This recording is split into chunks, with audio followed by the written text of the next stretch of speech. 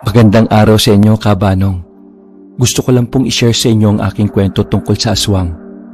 Itago niyo na lamang po ako sa pangalang Anhiza. May asawa po ako at tawagin niyo na lamang po siya sa pangalang Lomel.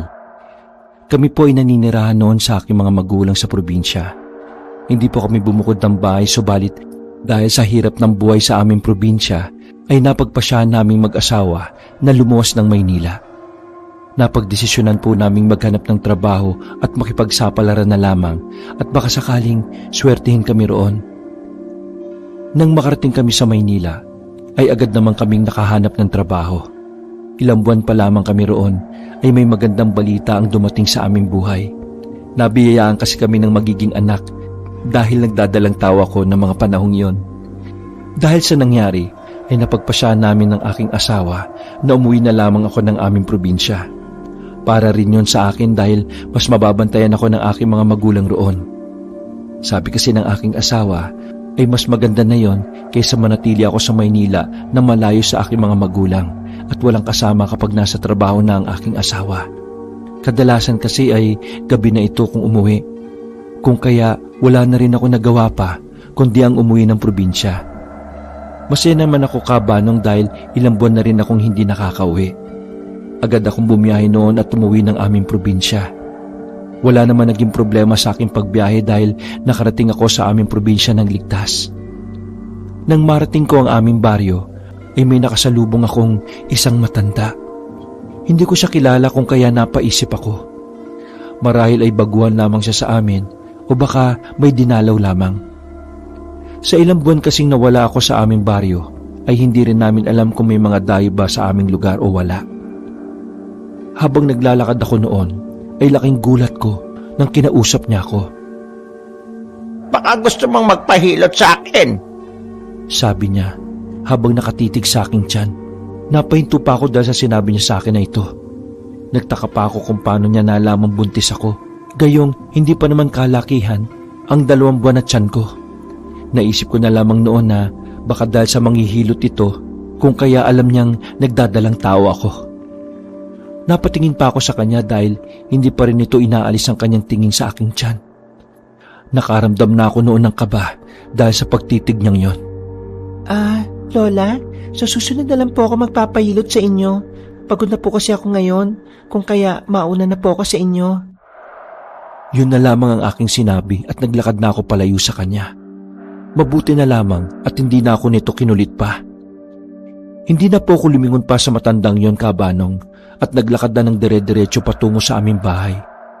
Habang naglalakad ay kinakabahan pa ako dahil hindi maalis sa aking isipan ang mukha ng matandang nakasalubong ko. Tila may kung anong ibig sabihin ng kanyang mga ngiti at titig sa akin at sa aking tiyan. Ilang minutong lakad pa ang aking ginawa bago ko marating ang aming bahay. Nang marating ko ito ay agad akong sinalubong ng aking mga magulang at kinuha ng mga ito ang aking mga dala. Nang makapasok ako sa aming bahay, ay kaagad ko ikinuwento sa kanila ang tungkol sa matandang babae na nakasalubong ko. Tinanong ko pa nga ang mga ito kung may kakilala ba silang matandang babae base sa aking inilarawan sa kanila. Nagtaka pa ako dahil sinabi ng mga ito na wala naman silang kakilalang matandang babae. Sinabi ko na lamang sa aking mga magulang na wag nang pagtuunan pa ng pansin ang matandang yon. Marahil ay nasa Karatig Bayan yon nakatira at may pinuntahan lamang sa aming lugar. Napatango ang aking mga magulang subalit hindi ko naman maiwasan ang magkaroon ng kakaibang kaba dahil sa matandang babae na yon. May parte kasi sa akin na tila ba natatakot rito. Gayunpaman ay iwinaksi ko na sa aking isipan ang bagay na yon at nagpahinga na lamang dahil sa pagod na aking naramdaman. Nang gabi ding yon, mga bandang 11:00, nasa kalagitnaan ako ng aking pagtulog nang magising ako. Nakarinig kasi ako ng ingay na nanggaling sa labas ng aming bahay. Tila ba mga pagaspas ng ibon. Akmang babangon na sana ako nang may kamay na humila sa akin pabalik sa aking higaan. Huwag kang lalabas, dito ka lamang sa tabi ko. Saad ng aking ina, kung kaya't sinunod ko na lamang ito. Nasa labas ng ating silid ang iyong ama. Kumuha na yun ng asin at ng kanyang itak. Walang ano-ano, ay bigla na lamang kaming nakaarinig ng mga paghuni ng tiktik. Marahil ay nasa malayo ito dahil malakas pa ang mga huni. Sinabi na lamang sa akin ng aking ina na natural lamang yon kapag may nagbubuntis sa isang lugar na bibisitahin ng mga aswang dahil naaamoy nila ang samyo ng bata sa loob ng sinapupunan ng isang ina. Pinagsabihan rin ako nitong laging mag-ingat at kapag matutulog ay lagyan ng itim na tela ang aking tiyan. Napatango na lamang ako sa kanyang sinabi. Humigit kumulang 20 minuto kaming nakinig sa mga ingay sa aming paligid. Hanggang sa unti-unting nawala ang mga huni ng tiktik at nakapagpasya kaming matulog ng aking mga magulang. Katabi pa rin ng aking ama ang garapon ng asin at ang kanyang itak. Kinabukasan ay kinuwento ko rin ang nangyaring yon sa aking asawa kung kaya labis itong nag-alala at pinagsabihan akong mag-iingat sa bawat galaw ko lalo na at buntis ako. Lumipas ang mga buwan, Kabanong. Humantong na ako noon sa aking kabuanan. Sa mga lumipas na mga buwan ay hindi talaga ako tinantanan ng mga tiktik. Natural lang kasi talaga yon, sabi nila. Laking pasalamat ko na lamang dahil laging nasa tabi ko ang aking mga magulang at lagi nila akong pinoprotektahan kapag may mga pagpaparamdam sa aming bahay. Sa pagkakatanda ko noon, Kabanong, ay araw ng Martes yon. Umalis ng bahay ang aking mga magulang at tumungo sa aming maliit na bukirin. Hindi na ako sumama dahil mahirap na sa akin na maglakad na malayo. Wala naman kasing dapat ipag-alala dahil umaga naman kung kaya ayos lang naman na maiwan ako. Mag-isa ako noon nakaupo sa aming sala nang may marinig akong pagkatok sa aming pinto. Agad akong tumungo rito at pinagbuksan ito. Nang tuluyan ko nang mabuksan ang aming pinto, ay nagulat ako sa aking nakita. Ang matandang babae na nakasalubong ko noon sa daan ang bumungad sa akin sa pinto. Iha, hindi ba kabuanan mo na ngayong buwan? Ilutin na natin ang tiyan mo. Yon ang saad niya. Dahilan para mapaatras ako. Hindi pa rin nagbabago ang kanyang mga titig sa aking tiyan maging ang kanyang pagngiti na tila ba nakakatakot. Humakbang naman ito papunta sa akin kung kaya napatras ulit ako. Ikutin na natin, Iha! Muling saad niya. Nakaramdam na ako noon ng takot at nag-uunahan na rin sa pag-agos ang butil-butil kong pawis. Patuloy pa rin ako sa pag-atras dahil wala pa rin tigil ang matandang babae sa paghakbang papalapit sa akin. Hanggang sa wala na akong maatrasan pa, Kabanong. Napasandal na ako sa dingding ng aming sala. Napangisin naman ang matandang babae na noon ay hindi pa rin inaalis ang titig sa aking tiyan. Walang ano-ano ay umakma na itong hahawakan na sana ang aking lumulobong tiyan, subalit napatigil ito. Tita, anong ginagawa mo sa anak ko? Napatingin kagad ako sa aking ama na nasa pinto ng aming bahay. Agad na napatakbo ang aking ina sa akin at bahagyang itinulak ang matandang babae. Matalimang tingin ito sa aking ina dahil sa ginawa sa kanya. At nagpalipat-lipat ng tingin ang matandang babae sa aming tatlo. Maya-maya pa ay napangisi ito. Nakakatakot ang mukha nito nang magsimula itong humalakak na tila ba nawawala sa kanyang sariling katinoan. Anong ginagawa mo rito sa bahay ko? Bakas ang galit sa tinig ng aking ama nang itinanong niya yon sa matanda. Naglakad papasok ang aking ama at pumunta sa pwesto namin ng aking ina. Bali siya ang nasa unahan namin at nasa likuran kami nito. Nais ko lamang hilutin ng kanyang tiyan.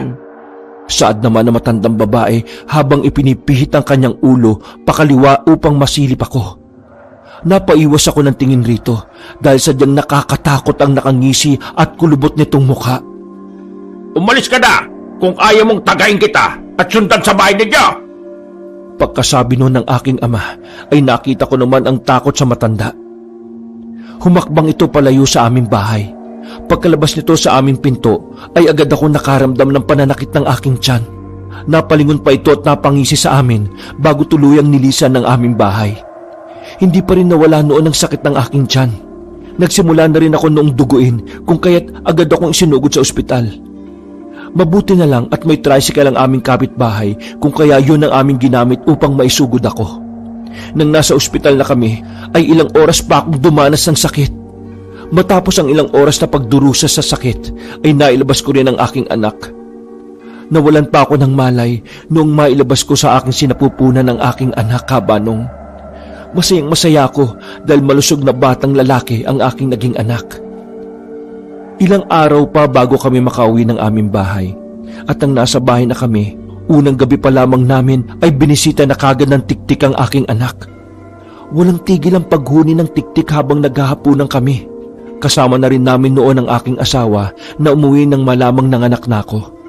Walang tigil sa pag-iyak ang aming anak Kabanong habang hawak siya ng kanyang ama, kung kaya lumabas ang aking tatay.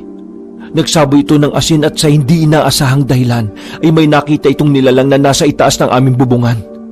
Tinawag pa noon ng aking ama ang aking asawa at sinabing ilabas ang buntot ng pagi at may gagawin sila. Nagsimulang ihampas ng aking ama ang buntot ng pagi sa aming bubungan. Walang ano-ano'y may narinig na lamang kami na pagaspas ng mga pakpak na papalayo sa aming bahay. Unti-unti rin noong nawala ang mga paghuni hanggang sa tuluyang tumahimik ang aming paligid. Matapos kumain ay nagpahinga na ako kasama ang aking anak at ang aking ina. Nasa labas naman ng bahay ang aking asawa at ang aking ama na nagbabantay dahil baka muling bumalik ang aswang. Nais kasing makasiguro ng aking ama na walang mangyayari sa kanyang apo lalo pa at bagong silang lamang yon. Hindi nga nagkamali ang aking ama dahil bandang 11:00 na ng gabi ay nagsimula na naman ang pag-ingay ng mga tiktik at wakwak. Walang tigil na rin sa pag-iyak ng aking anak kahit pa pinadedede ko na siya. Bandang 12:00 na nang tuluyan na rin tumahimik muli ang buong paligid. Natulog na lamang ako at ang aking ama na may kasama ng aking asawa ay patuloy sa pagbabantay. Tinanong ko ang aking ina tungkol sa matanda. Natakot ako dahil sa naging sagot nito. Hindi siya manghihilot, anak. Si Aling Sita ay dumating dito sa parehong buwan na umalis kayo patungo sa Maynila. Kilala siya ng mga tao dito. May lahing aswang ang matandang yon. Hindi namin sinabi ng itay mo dahil ayaw naming matakot ka. Napatango na lamang ako sa sinabi ng aking ina. Kaya pala alam nitong buntis ako kahit sa pagtitig pa lamang niya. May pagkaaswang pala si Aling Sita. Wakas.